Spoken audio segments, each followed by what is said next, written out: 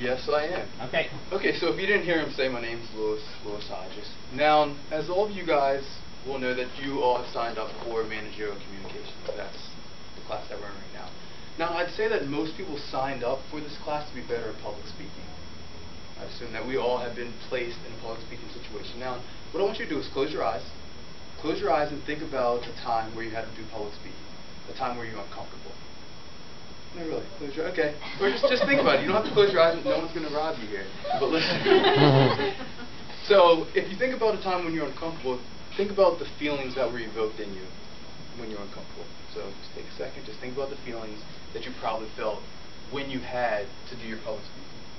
Now, if you open your eyes and just, I have a feeling that the feelings that you felt would fall within anxiety, nervousness,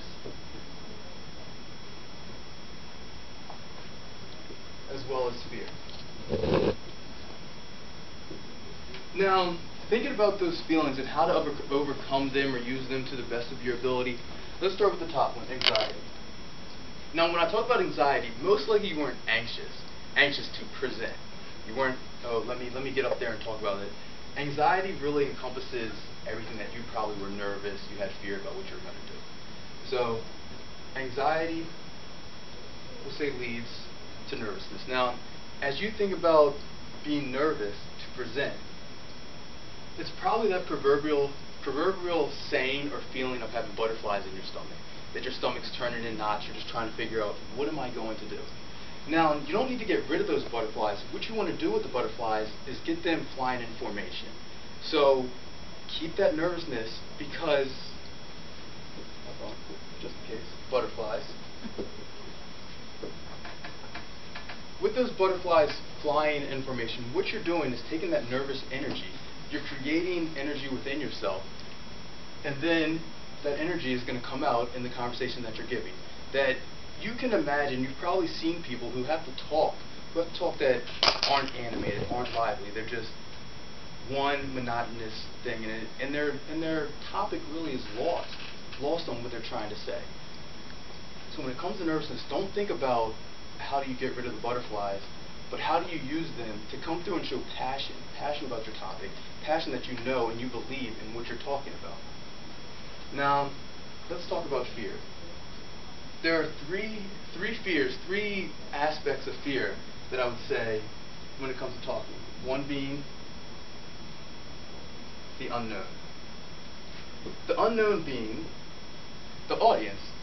We'll just assume. That says audience? Yeah, that was audience there trying to do it without looking at you. But the unknown of being the audience. The audience, what do they know that you don't know? That most likely you're going to hurt yourself because you think the audience knows more on the topic than what you do. So it's self-detrimental. It's detrimental to yourself to go in. So you have to think about what the audience knows. Now, what do I think I know what I'm talking about? Do I? Yes, I do, of course. And I'm going to be able to convey that message to you guys. So after the unknown is another fear, is your marker died, or forgetfulness. That no matter how much preparation that you do ahead of time, you think that you're going to come up here and just draw a blank. Now, in ways to get around that, you can obviously you have to do some preparation. You can write your speech out and read it verbatim, but no one cares to see you stand up there and read word for word what you have to do. So that is the beginning of forgetfulness. Next one would be what I'd like to call a two-card tango, that you have your bullet points written down on some index cards. So if you get lost, you just take a second, you have bullet points written down. Oh, I'm not going to get lost today, don't worry, nothing's on these. But a two-card tango that you pull out, you have bullet points, and you just glance down, it refreshes your mind about where and what you want to talk about. So that is one way to get over forgetfulness. And the final one would be questions. Unanticipated questions.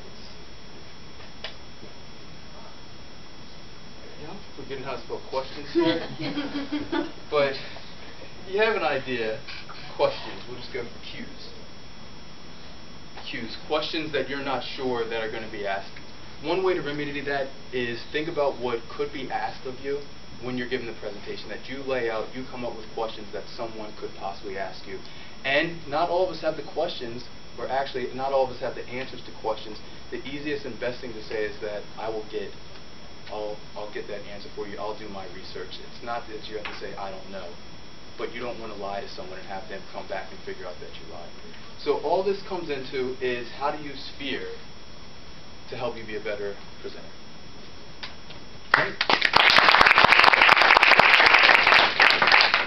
Do you belong to Toastmasters? No. They do some of this stuff. You're very comfortable up there. From now on, you'll be doing the speeches. I'm going home after the class. Good job. Yeah. Your voice is clear. All the mechanics are good. You're obviously no problems with it. You spell sometimes. Yeah, I wouldn't use that. I wouldn't put that in anything. But from now on, yeah. Okay, thanks, Will. Kate, you're up.